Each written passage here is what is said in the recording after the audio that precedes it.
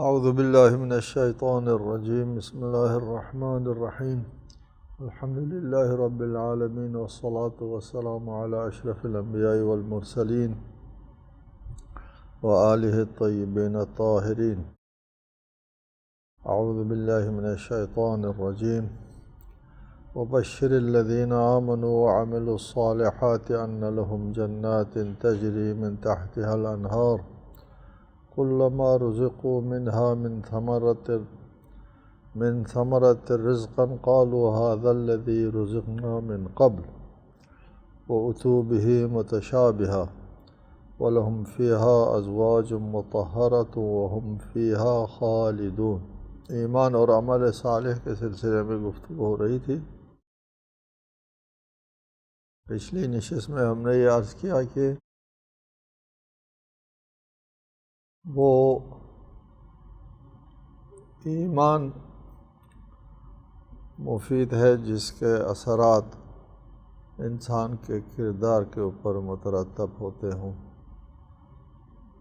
اس کو ایمان ہی نہیں کہتے جس کا کردار کے اوپر کوئی اثر نہ ہو۔ ایمان کے اثرات کے سلسلے میں دو باتیں ذکر کی، ایک تو عمل صالح انجام دینا ایمان کے اثرات ہیں، اور دوسرا اگر گناہ سرزد ہوتا ہے تو احساس گناہ کرنا، کہ گناہ کا احساس کرنا یہ ایمان کی علامت ہے۔ وہ حدیث بھی آپ کو سنائی، سیئۃ تسؤک خیر من حسنۃ تعجبک، وہ گناہ جو خود تجھے برا لگے بہتر ہے اس نیکی سے جو تجھ کو خود پسندی میں مبتلا کریں، کہ میں بہت اچھا عمل کرنے والا ہوں، میں بہت نیک آدمی ہوں۔ یہ احساس کہ میں بہت اچھا عمل کرتا ہوں، میں اللہ کی بہتر بندگی کرتا ہوں، یہ احساس بندگی کے خلاف۔ بندگی یہ ہے کہ انسان نیک عمل کرے اور پھر اس کے بعد اس عمل کو اللہ تعالیٰ کے بارگاہ میں اس کی عظمت کے سامنے، اس کے حق حق عبودیت کے سامنے اپنے اس عمل کو ہیچ سمجھنا بندگی ہے، نہ کہ میں بہت کام کرتا ہوں، بہت عمل کرتا ہوں۔ یہ بندگی کے منافی ہے۔ ہمارے اپنے عرف میں بھی ایک استاد ہے، مہرباں استاد، لائق استاد، جس نے پالا پوسا تربیت دی۔ ایک عرصے کے بعد ایک طالب علم کے پاس استاد آتا ہے، طالب علم نے اپنے بساط سے زیادہ استاد کی خدمت کی، اور جب جانے لگے تو طالب علم کیا کہے گا؟ معذرت چاہتا ہوں، شرمندہ ہوں، آپ کی خدمت نہیں کر سکتا، حالانکہ اس نے اپنے بساط سے زیادہ خدمت کی۔ یہ آداب۔ اور اگر اس کے علاوہ جناب ایک اور شاگرد ہے، اس نے ایک کپ چائے پلائے، کہا میں نے آپ کی بہت خدمت کی ہے جی، تو اس کو استاد جو ہے وہ کس نظر سے دیکھے گا؟ اس شخص کو، اس نے ایک کپ چائے پلائی اور کہا میں نے بہت خدمت کی ہے، رد کرے گا، یہ مسترد ہے، یہ بندگی نہیں ہے۔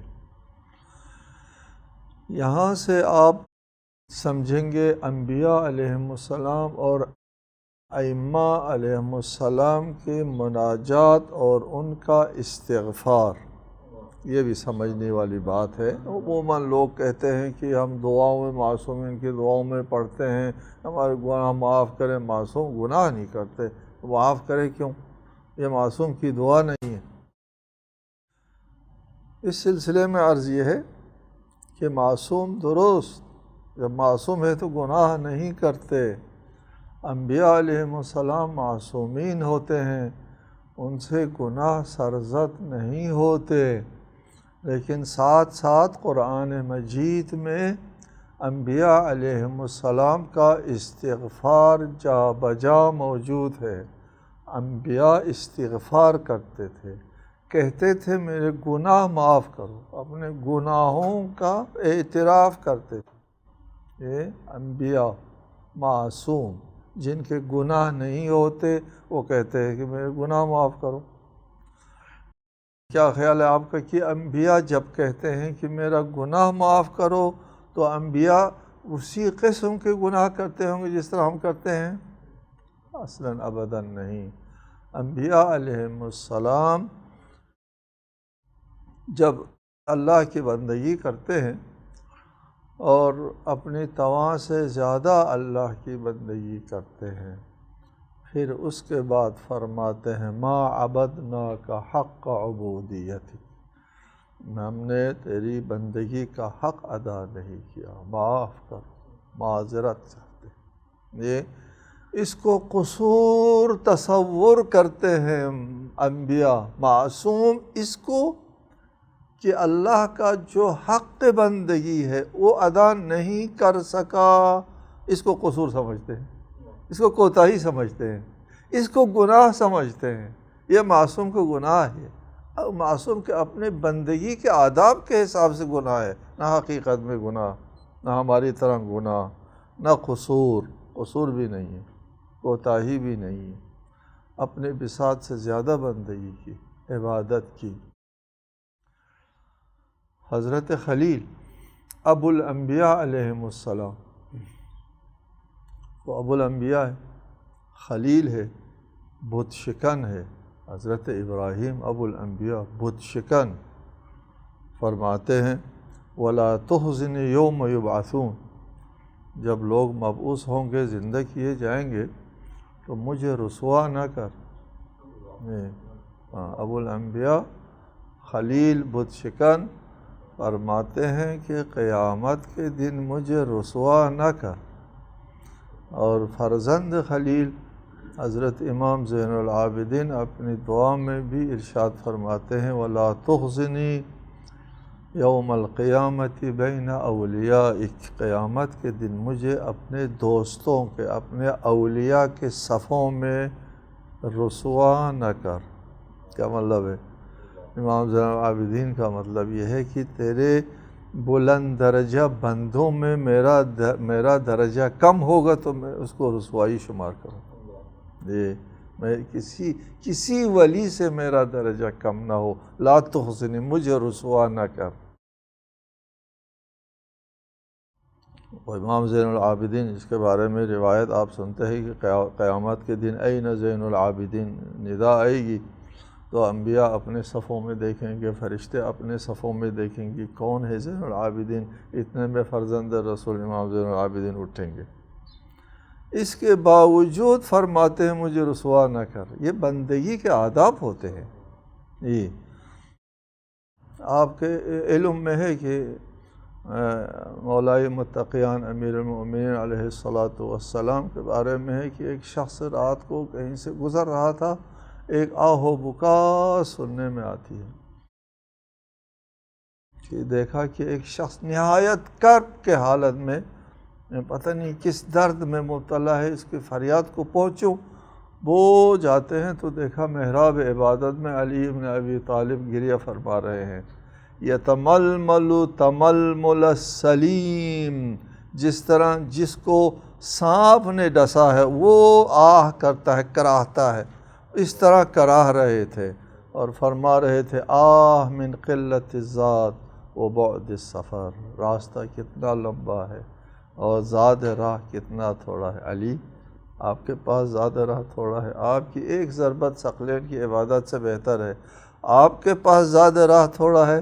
جی علی فرماتے ہیں زاد راہ تھوڑا ہے، پھر بھی اللہ کا حق ادا نہیں ہو سکا، بندگی کا حق ادا نہیں ہو سکا۔ یہ مقام عصمت، یہ مقام عبودیت، یہ آداب بندگی ہے۔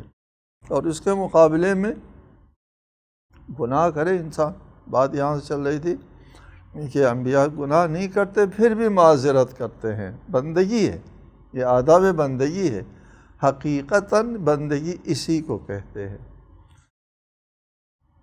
اور اس کے مقابلے میں اگر کوئی گناہ کرتا ہے، عرض کیا کہ دو علامت ایمان کے، ایک عمل صالح بجا لانا، اور اگر گناہ سرزد ہوتا ہے غیر معصوم ہم جیسے، تو اس گناہ کو گناہ تصور کرنا، یہ بندگی، یہ فرمایا، اور اگر گناہ کو گناہ تصور نہ کرے یہ بندگی نہیں ہے یہ، اور اگر نیک عمل کر کے اترانا شروع کر دے میں بہت بڑا خدمت گزار ہوں، میری بہت خدمات ہے، پھولنا شروع کریں، یہ بھی بندگی نہیں، دو باتوں میں بندگی نہیں ہے۔ ایک نیک عمل کر کے خود بینی اور اپنے آپ کو بہت بڑا نیک سمجھنا،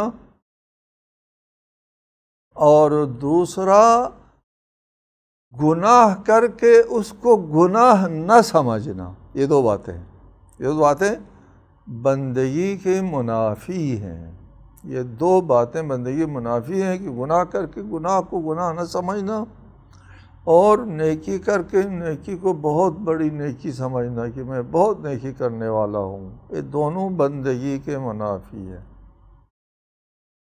حدیث میں ہے اشد الذنوب ما استہان بہ صاحبہ، بدترین گناہ وہ ہے کہ جس کو گناہ کرنے والا نہایت آسان سمجھے۔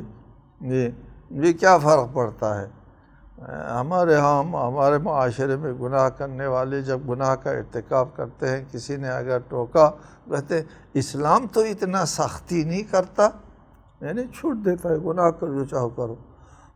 اشد الذنوب، سب سے بڑا گناہ یہ ہے کہ گناہ کا ارتکاب کرنے والا گناہ کو آسان سمجھے، ناچیز سمجھے کہ کیا فرق پڑتا ہے اتنی سی بات پر۔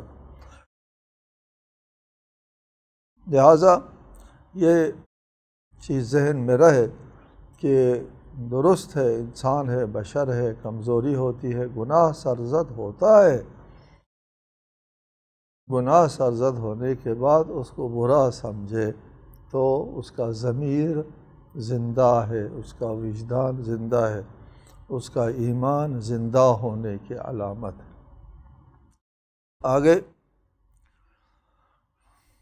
فرمایا وبشر الذین، بشارت دے دو ان لوگوں کو جو ایمان لے آئے ہیں اور نیک اعمال بجا لاتے ہیں، ان لہم جنات، ان کے لیے جنات ہے، باغات ہیں ایسے، تجری من تحتها الانہار، ان کے نیچے نہریں بہتی ہوں گی، کلما رزقوا منہا من ثمرۃ رزقا قالوا هذا الذی رزقنا من قبل، جب بھی کوئی پھل میوہ ان کو دے دیا جائے تو وہ کہیں گے یہ تو وہی ہے جو ہم کو پہلے دیا گیا ہے، رزقنا من قبل، جو پہلے ہم کو مل چکا ہے، دیا گیا ہے، وہی ہے۔ وہ کلما، جب بھی کوئی پھل دیا گیا، یار وہی پھل آ گیا دوبارہ جو ہم پہلے کھا چکے ہیں، وہ کہیں گے۔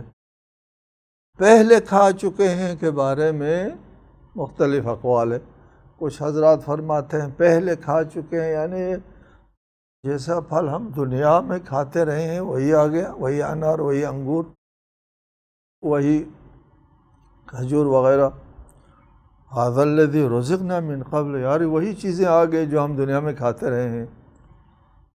بعض لوگ یہ کہتے ہیں، بعض لوگ کہتے ہیں نہیں، خود جنت میں جو پہلے کھا چکے ہیں وہ پھر دوبارہ وہی چیز نظر آئے گی۔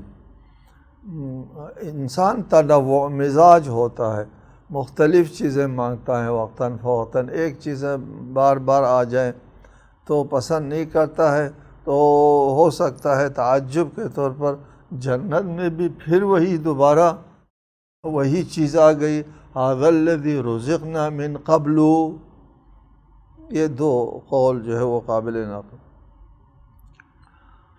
وَأُتُوا بِهِ مُتَشَابِهًا، حالانکہ ان کو مشابہ دیا گیا ہے، عیناً وہی چیز نہیں دی گئی، عیناً وہی چیز جو دنیا میں ملتی تھی نہیں دی گئی، اس کے مشابہ چیز دی گئی، اگر دنیا لیتے ہیں من قبل سے مراد، اور اگر من قبل سے مراد جنت لیتے ہیں کہ جنت میں جو پھل پہلے ملا، جو چیز پہلے مل گئی تھی وہی چیز دوبارہ آ گئی، اس کے جواب میں کہا جائے گا وَأُتُوا بِهِ مُتَشَابِهًا، یہ ملتا جلتا دیا گیا ہے پہلے کی دیکھنے میں وغیرہ میں تو پہلے کی طرح ہے، لیکن حقیقت میں پہلے والے کی طرح نہیں ہے۔ فرماتے ہیں کہ ہم دنیا میں تو تکرار ہے ہر چیز میں، آپ نے جو بھی پھل کھایا، انار انگور کھایا، دوبارہ کھاتے ہیں پھر وہی مزہ آئے گا۔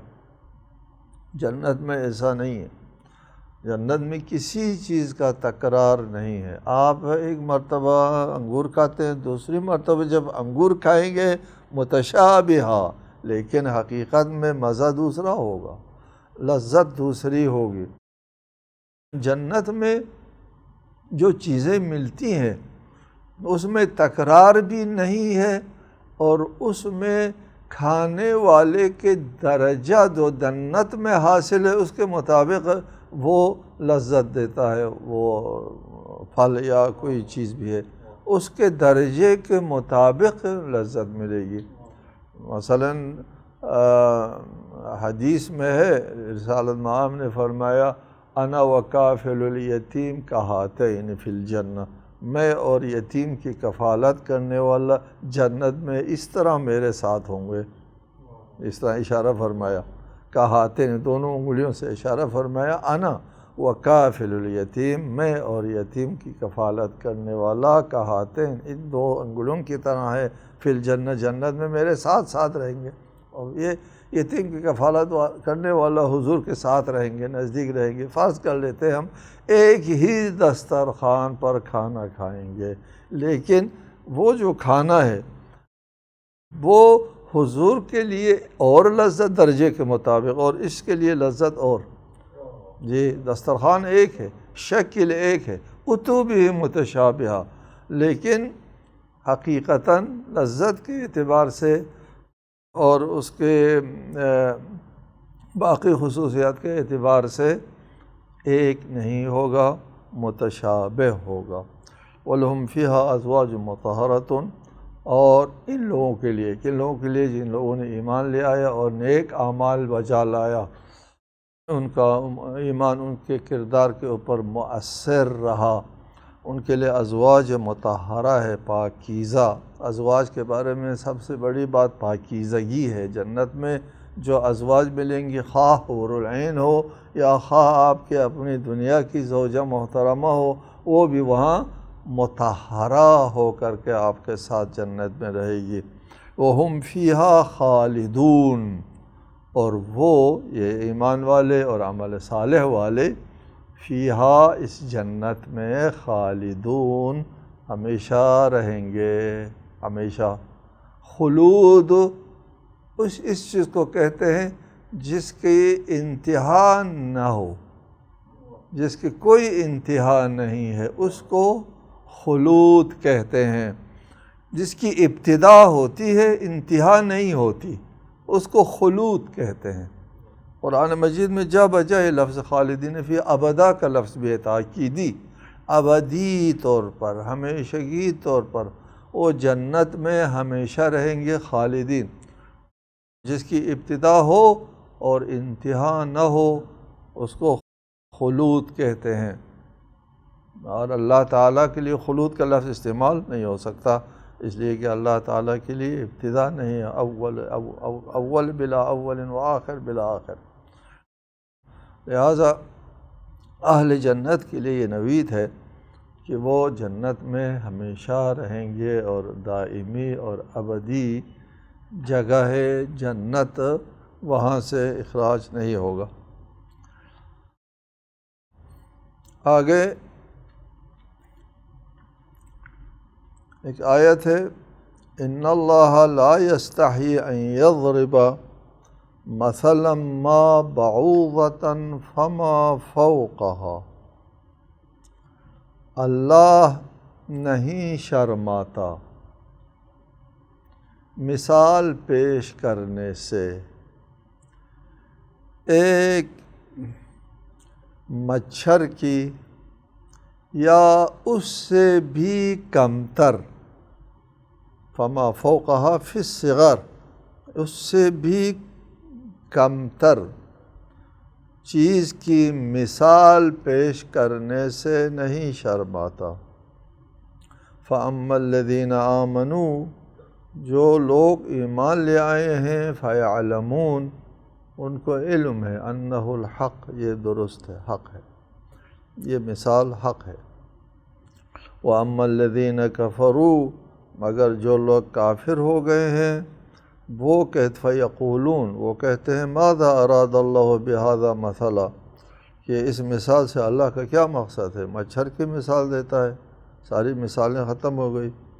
یضل بہ اللہ فرماتا ہے اللہ گمراہ کر دیتا ہے، بہ اس کے ذریعے، اس مثال کے ذریعے، کثیراً بہت سوں کو، ویہدی ہدایت دیتا ہے بہ اس کے ذریعے، کثیراً بہت سوں کو، وما یضل گمراہ نہیں کرتا اللہ سوائے فاسقین اور گمراہوں کے۔ ان اللہ لا یستحی خدا شرم نہیں کرتا، شرماتا نہیں ہے۔ شرم کرنا ایک کیفیت ہے جو انسان کے لیے عارض ہوتی ہے، خدا کیفیت کا خالق ہے، جو جس چیز کا خدا خود خالق ہو وہ خود اللہ میں نہیں پائی جاتی، ممکن نہیں ہے، کیف نہیں ہوتا اللہ تعالیٰ کے وجود میں، اللہ بری ہے کیف سے، تمام کیفیات، یہ ہنسی ہے، یہ خوشی ہے، یہ غمی ہے، یہ دکھ ہے، یہ درد ہے، یہ راضی ہے، یہ ناراضی ہے۔ راضی ہوتے ہیں ہم تو ہمارے جو ہے وہ طبیعت کھل جاتی ہے، ناراض ہوتے ہیں سکڑ جاتے ہیں۔ اللہ کا ایسا ہوا؟ اللہ کا راضی ہونا ثواب دینا ہے، ناراض ہونا عذاب دینا ہے۔ اللہ کا شرم کرنا جو ہے اس کے اجتناب کرنا ہے، نہ کرنا اجتناب نہ کرنا ہے۔ اللہ کے لیے یہ تمام کیفیت جو انسان کے لیے ہے، جس کو اللہ تعالیٰ نے انسان میں خلق فرمایا ہے، خود اللہ تعالیٰ کے اندر نہیں پایا جاتا۔ لہٰذا لا یستحی سے مراد یہ ہے کہ اللہ اس چیز کو نہیں چھوڑتا۔ مچھر کی بھی مثال دیتا ہے، فما فوقا اس سے بھی کم تر کی مثال دیتا ہے۔ اس سے اللہ اس قسم کی مثالوں سے جس میں ایک سوال اٹھتا ہے، آزمائش ہے، امتحان ہے، یہ کسوٹی ہے، کفر اور ایمان کے درمیان میں تفریق کے لیے، یہ دو الگ الگ ہو جاتے ہیں اس قسم کی مثالوں سے، اس لیے اللہ تعالیٰ مثال دیتا ہے۔ قرآن میں کئی جگہ بعض آیات ہے کہ اللہ تعالیٰ نے مکڑی کی مثال دی ہے، مچھر کی مثال دی ہے، مکھی کی مثال دی ہے۔ تو کچھ لوگوں نے اعتراض کیا، منافقین نے یا یہود والوں نے اعتراض کیا کہ اللہ تعالیٰ کی یہ مثالیں کیا ہے؟ مچھر بھی کوئی چیز ہے جس کو مثال میں پیش کی جائے، مکھی بھی کوئی چیز ہے جس کو مثال میں پیش کی جائے۔ اس کے جواب میں یہ آیت نازل ہوتی ہے، اس کی تشریح انشاءاللہ تعالیٰ آئندہ بیان ہوگا۔ السلام علیکم ورحمۃ اللہ وبرکاتہ۔